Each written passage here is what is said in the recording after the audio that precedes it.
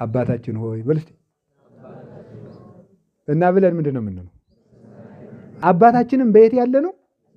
እግዚአብሔር በምድር አለ የለም? ለምንድን ነው ታዲያ በሰማይ የምትኖር በሉኝ የሚለን? ከፍ ብላችሁ አስቡ ለማለት ነው። እናንተ ወደ ላይ አስቡ እደጉ ለማለት ነው። እዚህ ትል ይመስል ምድር ለምድር አትርመስመስ ነው። ገባችሁ? ወደ ላይ መሄድ አለብን። የላይ ሐሳብ እንድናስብ ነው። እኛ ሀገራችን እግዚአብሔር በሰማይ የምትኖር ያያችሁ አባት ምንድን ነው ያለ? እዚህ ዮሐንስ ወንጌል ምዕራፍ 12 ቁጥር 24 ላይ ምንድን ነው ያለ? ዘይፈቅድ ይትልአከኒ ለይትለወኒ፣ እኔን የሚያገለግለኝ ሰው ካለ እኔን ይከተል። ወዘሰ ተልእከኒ ይሄሉ ሀባሎ ኮአነ፣ እኔን ያገለገለ ሰው እኔ ካለሁበት ይኖራል አለ። አባታችን ሆይ በሰማይ የምትኖር በሉ የሚለን ምን እያለን ይመስላችኋል? አባታችን ሆይ ልጅ የማንን ርስት ነው የሚኖረው? ያባቱን። አባታችን ሆይ በሰማይ የምትኖር በሉኝ አለ። አባታችን ሆይ ብላችሁ መንግስት ትምጣ ማለት በሉ ማለት ይችል ነበር። በሰማይ የምትኖር በሉ ጨምሩበት ያለ ልጅ አባቱ ካለበት ነው የሚኖርና የሰማይ ባላገሮች ናችሁ እያለን እኮ ነው። የሰማይ ባለርስቱ በሰማይ የምትኖር አባታችን ሆይ በሰማይ የምትኖር አገራችሁንም እያሰባችሁ ጸልዩ ነው። አገራችን ደግሞ ሰማይ ነው። ይሄን እያሰባችሁ እንጸልዩ ነው። እንደዚህ መንደርተኞች አትሁኑ። የእግዚአብሔር ቤተሰቦች ከልቤ ነው የምናገረው። ሰውን አትጥሉ። ሰውን በሰውነቱ እንተቸዋለን፣ እናስተካክለዋለን፣ እንመክረዋለን። ሰውን ግን በዘሩ ግን ልንተቸው አይገባም። እኛ የሰማይ ዘሮች ነን እና የሰማይ ዜግነታችሁን በደንብ አትርሱ። እስቲ በልቡ በሉ፣ የላይኛውን የሚያስብ ሰው በሉ እንጂ። እስቲ አሜሪካ መሄድ የሚያስደስተውትን ያህል መንግስተ ሰማያት ደስ ብሎ ተጨዋወቃል። እንዴት አድርጎ ደስ እንዳል የሚለው ሰው ማለት ነው። በስመ አብ ወወልድ ወመንፈስ ቅዱስ እንዴት ዋጋ እንደሚከፍል በጣሊያን አድርጎ በኬንያ፣ ጣሊያንማ ጥሩ ዕድል ነው። በኬንያ አድርጎ በግብፅ አድርጎ በምን አድርጎ ቤተሰቡን አስበድሮ 2 ሚሊዮን ምናምን በአሜሪካ ለመሄድ በሜክሲኮ 1 ምናምን ከፍሎ ሜክሲኮ ሄዶ ደግሞ አይ ኢትዮጵያ ውስጥ የፖለቲካ ችግር አለብኝ ብሎ መከራውን አይቶ ለዚህ ዜግነት እኮ ነው። አንድ እንደ ትራምፕ ያለ ሰው ሲመጣ መልሶ ውጣ ለሚልህ ነገር ማለት ነው። መልሶ ውጣ የሚል አንድ ሰው እኮ ነው። የዚህ ሀገር የዚህ ምድር ዜግነት እኮ እንደ ሰዎች ደግነት እኮ ነው ጎበዝ። በህግ ቢፈቀድልህ በህግ ያስወጣሃል። አሜሪካም እኮ አይታወቅም። አንድ ቀን ሰብስባ ውጣልኝ እዚህ አፍሪካዊ የሆንኩ ነው ልትል ትችል ይሆናል። የሰማይ ሆኖ ጎበዝ የሚያዋጣል። የላይኛውን ግን የሚነካብን የለም። ፖለቲከኛ አይቀየር። ሲጀመር ፖለቲካ የለ፣ ተመስገን። እውነት ፖለቲካ ቢኖር በሰማይ እንዴት ልንሆን ኖሯል? እንዲሁ ፖለቲካ የለ፣ ፓርቲ የለ፣ ፓርላማ የለ፣ ምናምን የለ፣ የፖለቲካ ማኒፌስቶ የለ፣ ምርጫ ቅስቀሳ የለ፣ አሽሙር የለ፣ ነገር የለ፣ አክቲቪስት የለ። በሰማይ ሰላም ብቻ፣ አድሎ የሌለበት ዳኝነት ያለ ወደ እግዚአብሔር ነው። ያንን የሚያስብ ሰው ንዑድ ክቡር ነው። መቼ መከራ ውስጡ ነው። እስቲ መከራ ውስጡ ነው በሉ። አቤት በዚህ ሰዓት አሁን በጣም ብዙ ሰው የሚቸገረው ይሄ ነው። ሕፃናት እየሞቱ እግዚአብሔር የት ሄዶ ነው? ነፍሰ ጡሮች እየታረዱ እግዚአብሔር የት ሄዶ ነው የሚል ፈተና ይመጣባቸዋል። ግን እግዚአብሔር እሱ የሚያውቀውን ያውቃል ማለት ምን ማለት ነው? ሕፃናትንም በጊዜ የሚሸክፋቸው እንደውም ጥሩጥሮችን ነው ማለት ነው። አትክልት በሁለት ምክንያት ይነቀላል። እውነት ሐሰት? በምንና በምን? እንዲያፈራና ሳያፈራ ሲቀር አይደል? እንዲያፈራ ለምሳሌ ችግኝ አለ አይደል? አንድ ላይ የተሰበሰበው ነው እንነቅለዋለን። ለምን? እዚህ ተሰብስቦ ስለማያፈራ የሚያፈራበት ቦታ ራሱን አስችለን ለመትከል ማለት ነው። ስለዚህ እግዚአብሔር ሰው የእግዚአብሔር አትክልት ነው አይደለም? ስለዚህ ሕፃናትንም ደጋጎቹን ወስዶ መንግስተ ሰማያት ለመትከል ይነቅላቸዋል። ለመትከል አትክልቶቹ ናቸው። የማያፈራውንም ደግሞ ይነቅለዋል። እግዚአብሔር ስራው ሁሉ መልካም ነው። የሰማዩን ሐሳባችሁን ሰማያዊ ያድርጉት። እኔ እውነቴን ነው። ስትማሩ አሁን እዚህ ተማሪዎችም አላቸው፣ ዩኒቨርሲቲ ተማሪዎች። የላይኛውን የሚያስብ ሰው ምንድን ነው ርዕሳችን? አቤት ብፁዕ ነው። ስትማሩ አሁን የላይኛውንም ጭምር እየተማራችሁ ተማሩ ነው። የላይኛውንም ጭምር በጣም እኮ አስቸጋሪ ነው። በምንድን ላይ በመንገድ ላይ የወደቀ አለ የሚል አለ እዚያ ማቴዎስ 13 ላይ በምን ላይ አቤት። እና መንገድ የሚባለው እኔ ሳስበው ዩኒቨርሲቲ የተመረቀ ሰው ነው ሳስበው። ምንድን ነው መሰላችሁ? መንገድ ማለት በብዙ እግር የተረገጠ መሬት ነው አይደል? በብዙ እግር የተረገጠ ነው እና በቀላል ይቆፈራል አይቆፈርም። እና ብዙ አይዲዮሎጂ የረገጠው ሰው በቀላል አይቆፈርም ማለት ነው። በጣም ብዙ የረገጠው ማለት ነው። ዳርዊን ሲረግጥህ፣ አርስቶትል ሲረግጥህ፣ ሶቅራጥስ ሲረግጥህ፣ ላማርክ ሲረግጥህ፣ አልበርት አንስታይን ሲረግጥህ፣ እንትና ማን ነው የሚባለው ደግሞ ጅሉ እብዱ ሳይንቲስት ማን ነው? አንድ አለ በጣም ጅል ኦሾም ጥሩ እሱም ሲረግጥህ፣ ደግሞ ሌላም አለ አንድ ይሁን ትዝ ላይ ይነግራቸዋል። ያ ሲረግጠው መንገዱ ነዋል። ይህን በምን መዶሻ እንቁፈፍ? ሰው እኮ ዲግሪ ከያዘ በኋላ አልሰማም የሚል ለዚህ ነው። መንገዱ ነዋል። አያችሁ፣ ተረግጦ ተጠቅጥቆ በቃ በምን ያስገባ? በድንቁርና ማለት ነው። አደገኛ ነገር እኮ ነው። እውነቴን ነው ነግራቸው። ብዙ ግር ረግጧቸዋል። አየህ፣ ምንም እኮ አንድ መድኃኒት የማትፈለስፍበትን ኬሚስትሪ ሸምድደህ አንድ የራስ ምታት አላመጣችሁም እስከዚያ ድረስ ምናምን ጠብ ያላለ ነገር ሂሳብ ሎግ ነው ምናምን ሸምድደ ለኢትዮጵያ ሕዝብ ቆጠራ እንኳን የማይጠቅም ኦርቶዶክሳውያን እንኳን መቁጠር ያልቻልንበት መከራ ያን ሁሉ ተጠቅጥቀ ኋላ ምን ይብሳ? ትምህርት አይሰማ ምንድን ነው የሚለው እያልክ ዘመንን ትፈጃለህ ማለት ነው። አጉል ኩራት ማለት ነው። የድፍድፍ ኩራቱ ውሃ እስኪገባው ነው። በቃ ድፍድፍ የጠላ ድፍድፍ ኮርቶ እንዲልና ውሃ ሲገባው ተበጥብጦ ቁጭ ነው። እና የድፍድፍ ኩራት ነው የምትኮሩት እናንተ። እውነቴን ነው። ስለዚህ የላይኛውን አብራችሁ ካላስኬዳችሁት ኋላ የማይበሳ ጭንቅላት ነው የምትይዙት። የማይበሳ ጭንቅላት ተነግራችሁ ማሰሙ ትሆናላችሁ ነው። አሁን ሰው ለሚስቱ ተነግሮ አይሰማ፣ ለባሏ ተነግራ አትሰማ። ለምን? ብዙ ግር ረግጦታል። አይሰማም። ራሱን ብቻ ነው የሚሰማው። እኔ ብዬሻለሁ፣ እኔ ብዬሃለሁ በቃ የሚል ነው። አፍ እንጂ ጆሮ የሌለው ትውልድ ነው የመጣብን። እግዚአብሔር ሲፈጥረን ስንት ጆሮ ነው የሰጠን? ስንት አፍ? ጥቂት ተናግረ ብዙ ስማ እኮ ነው ቋንቋው እግባብ። አሁን ደግሞ እየተደረገ ያለው ብዙ ይለፈልፋል፣ ምንም አይሰማም። መለፍለፍ ብቻ ነው። ተፈጥሯችን እኮ ራሱ እየተቃወምን እኮ ነው። ሰው አይደለንም ማለት ነው። ሰው ማለት የሰማዩንና የነፍሱን መጥኖ የሚወስድ ነው።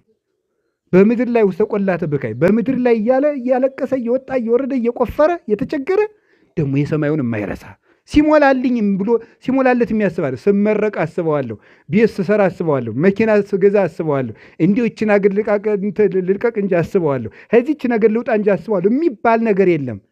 ውስጥ ተቆላተ በካይ ሁነህ ነው። በችግር ውስጥ ሆነህ ከነ ችግርህ ፈጣሪህን አስብ ነው።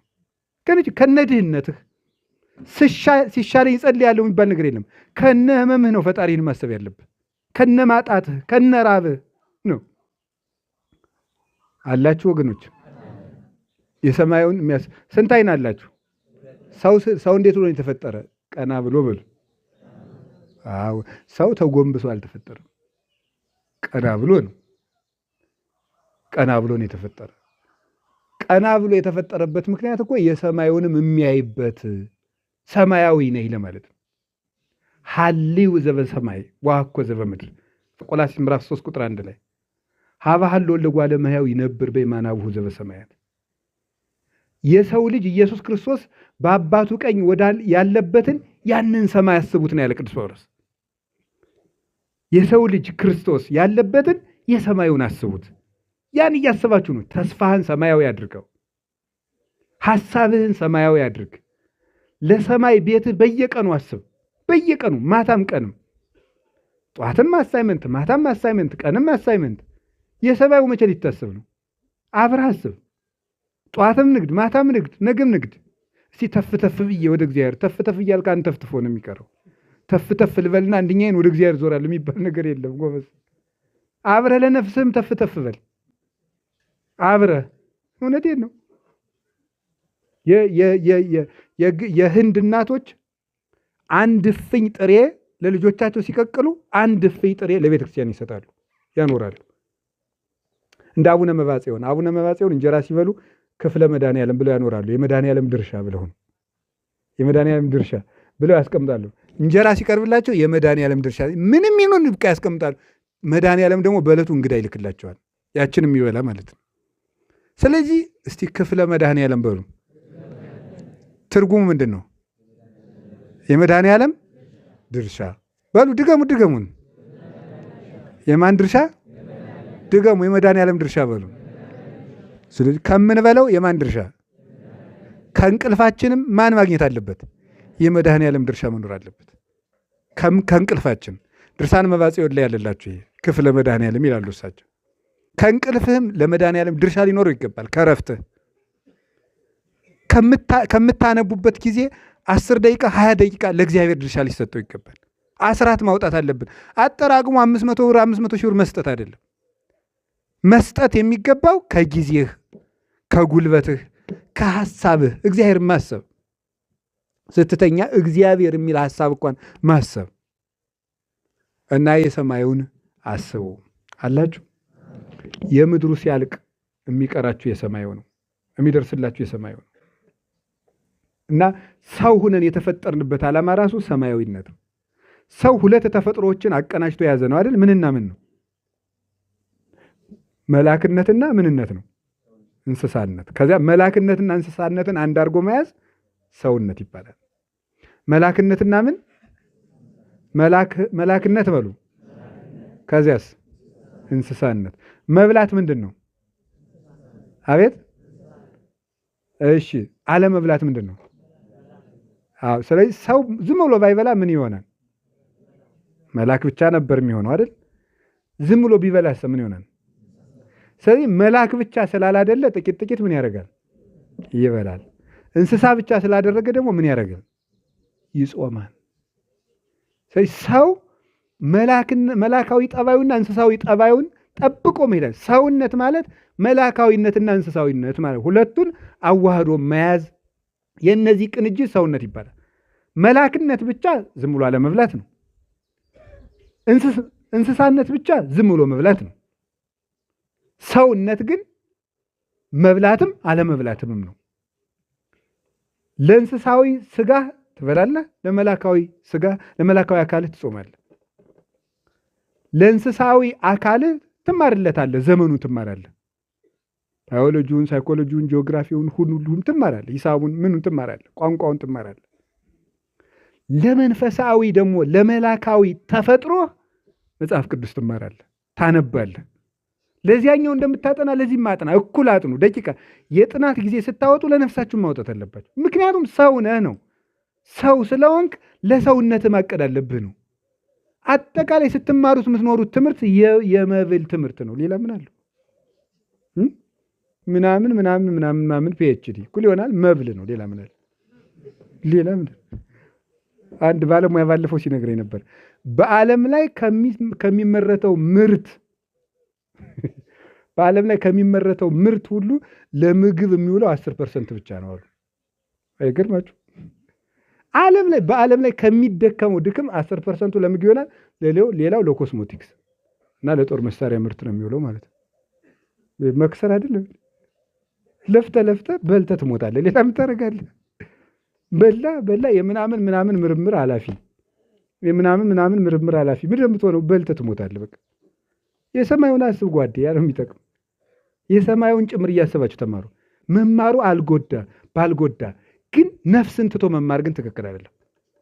ነፍስን ትቶ መማር፣ ነፍስን ትቶ ማጥናት፣ ነፍስን ትቶ ማደግ፣ ነፍስን ትቶ መሾም፣ ነፍስን ትቶ ሀብታም መሆን ባልጎዳ፣ ነፍስን ትቶ ሀብታም መሆን ግን ይጎዳል። ነፍስን ትቶ መሆን እኩል ነው። አብረህ መሄድ ያለብህ አላችሁ፣ ዘመዶቼ አላችሁ። ስለዚህ ሁለቱ ባህሪያችሁ እንዳይጎዳ ነው። ኔቸሪቲያችሁ እንዳይጎዳ። የምሬን ነው። ይሄ የቆመው ነገራችሁ ይጎዳል። ሰው ሁለት ኮምፖነንት ነው ያለው ነው።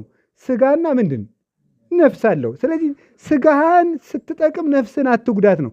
ሰው እንድትሆን የሰማዩን የሚያስብ ሰው ለምድሩ እንደሚቆፍርለት ለሰማዩ የሚቆፍር፣ ለምድሩ እንደሚለፋለት የሚለፋ፣ ለምድሩ እንደሚማርለት ለሰማዩም የሚማርለት፣ ለምድሩ እንደሚነግድለት ለነፍሱም የሚነግድለት እሱ ሰው ንዑድ ክቡር ነው።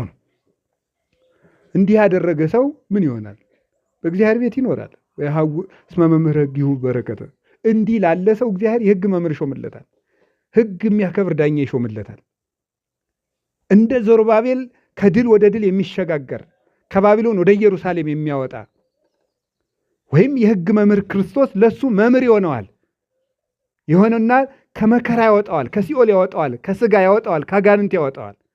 ወየሐውርም ኃይል ውስተ ኃይል፣ ስጋውን ከማሸነፍ ነፍሱን ወደ ማሸነፍ፣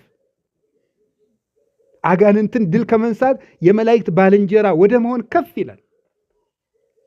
ወያስተርኢ አምላከ አማልክት በጽዮን፣ በጽዮን ምድራዊት የተገለጠ የአማልክት አምላክ ኢየሱስ ክርስቶስ በስጋ ማርያም ተገልጦ ይህንን ሰው ከፍ ያደርገዋል። እንደዚህ ያደረገውን ደግሞ እግዚኦ አምላከ ኃያላን ስማኒ ጸሎቴ፣ እንደዚህ ያለውን ሰው ጸሎቱን ይሰማዋል። ቢጠይቅ ጸሎቱ ለጻድቅ ማፍ ወስከ እዝን፣ ጥያቄውን ፈጥኖ ይመልስለታል። እንደዚህ ላለ ሰው፣ እንዴት ላደረገ ሰው? ባለችው አቅም ፈጣሪውን ለሚያስብ ሰው፣ ባለችው ለሚያስብ ሰው ጸሎት ይሰማዋል። በሰውነቱ ይገለጥለታል። በገዛ ልቡ ያበራለታል። እግዚአብሔር ሩቅ አምላክ አይደለም። በሰውነቱ ተገልጦ ማብራት ይጀምራል እግዚአብሔር በዚህ ሰው ላይ፣ እንደዚህ በሚያደርግ ሰው ላይ። የያዕቆብ አምላክ ሁልጊዜ ጸሎቱን ይሰማዋል። እዚያ ምን አለው? እስመ ትሄይስ አሐቲ ዕለት እማይላፍ፣ እስመ ትሄይስ አሐቲ ዕለት ውስተ ጻድቅ እማይላፍ። የሰራዊት ጌታ እግዚአብሔር ሆይ በአይላፍ ድንኳን ብዙ ቀን ከመኖር በቤትህ አንድ ቀን መልካም ናት አለ። በቤትህ አንድ ቀን መልካም ናት። እስቲ በቤትህ አንድ ቀን በሉ። አቤት! ዘመናችሁን ከኖራችሁበት አገር፣ ዘመናችሁን ሁሉ ከኖራችሁበት ከተማ እቺ ቀን ለእናንተ ትልቅ ቀን፣ በቤቱ የዋላችኋት እቺ ቀን ማለት ነው። ብዙ ከተማ ኖራችሁ፣ ብዙ ሰርግ ተገኝታችሁ፣ ብዙ የሞቀ ቤት ተጋብዛችሁ ሊሆን ይችላል። ይችን ቀን የሚተካከል ግን ቀን ግን የላችሁም። እውነቴን ነው። በቤትህ አንድ ቀን መልካም ነው። እንዲሁም ሊቃውንቱ ምን ይላሉ? ምን ብለው ነው የተረጎሙ? በቤትህ አንድ ቀን አድሮ መሞት ራሱ ይላሉ። መኖር አይደለም፣ በቤትህ አንድ ቀን አድሮ መሞት ራሱ። ወደ እግዚአብሔር ቤት ሲትሄዱ እንደዚህ ደስ ሊላችሁ ይገባል። አንድ ቀን ያስቀደሳችኋት ዋጋ አለ። ለዚህ ነው ቤተ ክርስቲያን እንዳትሄዱ የሚገረግራችሁ ማለት ነው። የሚገረግራችሁ አንዳንድ ጊዜ ደግሞ እንደው የዓመት በጀት እንኳን በማይዘጋበት አገር ተቀምጣችሁ እንዲሁ የዓመት በጀታችሁን የአንድ ገዳም ደርሳችሁ መጣችሁ የምትዘጉ ይመስላችኋል። የለም፣ እንደዚህ አይነት ነገር የለም። በቃ አንድ ጊዜ እዚህ መጣ ዘጋ ዓመቱን፣ ዓመት ሙሉ ዱርዬ ሆነ ትከርማለህ። ደግሞ የሆነ ጊዜ ሄደ ደግሞ ልዘጋ በጀትህን ማለት ነው። ኧረ በመምህር አምላክ እንደዚህ የሚባል ነገር የለም። ሁልጊዜ በቤትህ አንድ ቀን መኖር መልካም ነው። እውነቴን ነው። እግዚአብሔር ስለፈቀደልን እኮ ነው። በደሙ የሰራት ቤተክርስቲያን። እችም ቤተክርስቲያን አንዳንድ ቀን አይናችንን እየከፈተ እንዲው ክብሯን ባሳየን። ስንት መላእክት አሁን ሰይፍ ይዘው እንዳጠሯት ምንባያችሁ። ነቢያት ሐዋርያት በሙሉ ልክ አንዱ ትርንጎውን፣ አንዱ ሎሚውን፣ አንዱ ብርቱካኑን አፍርቶ ፍሬን እንደተሞላ የአትክልት ቦታ ባለቤቱ ገብቶ ሲያዩ ደስ እንደሚያሰኘው እዚህ ነቢያት ትንቢታቸውን አዝመራ ይዘው፣ ሐዋርያት የስብከት አዝመራ ይዘው፣ መላእክት ማህሌት ይዘው፣ ሰማዕታት ድል መንሳታቸውን ይዘው፣ መነኮሳት መዓዛቸውን ይዘው፣ እመቤታችን መዓዛ ድንግልናዋን ይዛ ጌታችን ኢየሱስ ክርስቶስ ሊቀ ካህናት ሆኖ እዚች ቤተ ክርስቲያን ውስጥ እንደ ሰርግ ብናይ ኖሮ እንዴት ደስ ባለነቅ። ግን ደግሞ እንደዚህ አብነና ደግሞ ትዕቢታችን አያስቀምጥም። እግዚአብሔርስ እንኳን አልገለጠልም። ደግሞ ትዕቢታችን ያስቀምጣል ወይ? በህልማችሁ ቀይ ሰው ባያችሁ ቁጥር አይደል ሰው የምትረብሹት እናንተ ቅዱስ ቅዱስ የምትሸቱት ማለት ነው። ያርግላችሁ። እኔ እንደው ብንጨነቀኝ እኔ እንደው ንፉግ አይደለም የሚያረግ ጊዜ ያር እኔ ምን አገባኝ። ይሁንላችሁ። እስቲ ደስ ይበላችሁ። አዋን ጥሩ ነው። ከቃል ጋር ናችሁ። ጥሩ ነው። መልካም ነው። ግን እንደው ተመስገን ነው። እኔ የምነግራችሁ ነገር በቤቱ መኖር ፈልጉ። አሐተ ሰአልክዎ ለእግዚአብሔር ወኪያ አሐስስ። በቃ እግዚአብሔርን የምለምነው አንድ ነገር ነው ያለ ቅዱስ ዳዊት። አንዲት ነገር ናት፣ እሷንም በቤቱ እንዲያኖረኝ። እስቲ በቤቱ እንዲያኖረኝ በሉ። በቃ እቤት ከገባችሁ ሌላው ቤት ውስጥ አለ። አንድ ሰው ቤቱ እንድትገቡ ከፈቀደላችሁ መቼስ ቤቱ አግብቶ አይዘጋችሁ ነገር። ሊያበላችሁ፣ ሊያጠጣችሁ፣ ሊያስተናግዳችሁ ነው። እንደው የመስተንግዶ መጀመሪያው ምንድን ነው? ግቡ ነው። እግዚአብሔር እቤቴ ግቡ ብሎ ከፈቀደ ግዴላችሁም ድግሱን አይነፍግም። እሱ ለጋስ ነው እግዚአብሔር። እቤቱ ከገባችሁ እንኳን ቁራሽ እንጀራ ስጋውን ያበላችኋል። አይደለም እንዴ? ደሙን ያጠጣናል። እንደሱ ያለ አባት የት ይገኛል? ብቻ ቤቱ መግባት ነው ያቃተን። ቤቱ መግባት። አዎ እግዚአብሔር ደስ የሚያሰኘውን ነገር ማወቅ እና በቤትህ ውስጥ መኖር፣ አንድ ቀን ራሱ መኖር መታደል ነው ይላል እና ብዙ ቀን እንድናስቀድስ ስለፈቀደልን ክብር ምስጋና